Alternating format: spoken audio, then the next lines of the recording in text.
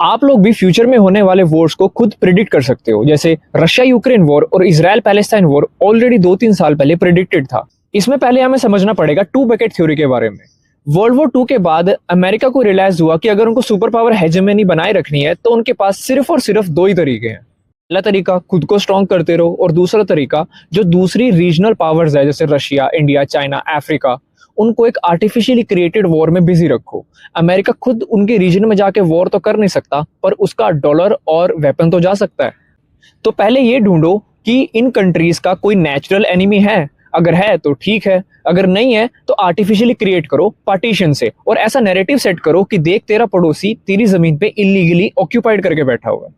तभी शुरुआत हुई एक आर्टिफिशियली क्रिएटेड प्रॉक्सी वॉर की, जिसमें एक को मिलते अमेरिकन वेपन्स और डॉलर और दूसरे को मिलते सैंक्शंस। अगर आप अभी चलने वाली वॉर्स को एनालाइज करो इसी पर्सपेक्टिव से तो आपको कुछ ऐसे ही पैटर्न दिखते हैं। यूक्रेन को बोला रशिया तेरी जमीन पे बैठा है, उससे लड़, तो यूक्रेन को मिला अमेरिकन वेपन और डॉलर और रशिया को मिले सैंक्शंस। चाइना को बोला इंडिया तेरी जमीन पे इलीगली ऑक्यूपाइड करके बैठा है, तो चाइना को मिला यूएस डॉलर और वेपन और इंडिया को मिले सैंक्शंस। पैलेस्टाइन को बोला कि इजराइल तेरी जमीन पे इलीगली ऑक्यूपाइड करके बैठा हुआ है, तो इसलिए इजराइल को मिले अमेरिकन वेपन और डॉलर और दूसरे को मिले सैंक्शंस।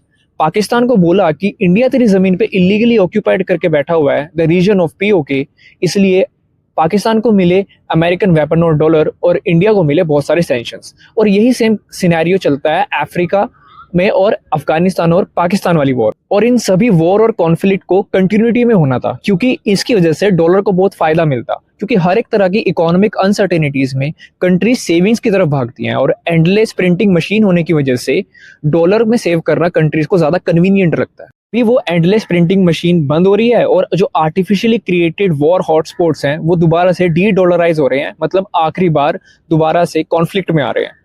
पर इनका एंड रिजल्ट भी ऑलरेडी डिसाइडेड होता है। जैसे रशिया यूक्रेन वॉर का एंड रिजल्ट ऑलरेडी डिसाइडेड है, जिसमें आधा यूक्रेन रशिया के पास जाएगा और आधा यूक्रेन यूरोपियन यूनियन के पास जाएगा। और इजराइल पैलेस्टाइन वॉर में भी ऑलरेडी सब कुछ डिसाइडेड है। जैसे गाजा जो है वो आने वाले टाइम का दुबई जैसा कमर्शियल हब बनेगा और इजराइल एक ग्रेटर इजराइल में कन्वर्ट होगा। और इंडिया पाकिस्तान वॉर में जो पीओ के पार्ट है वो इंडिया अपनी टेरिटरी बना लेगा 2029 तक। अब मैं आप लोगों से पूछता हूँ, पहले क्या शुरू होगा, चाइना या ताइवान का वॉर या नॉर्थ कोरिया या साउथ कोरिया का वॉर?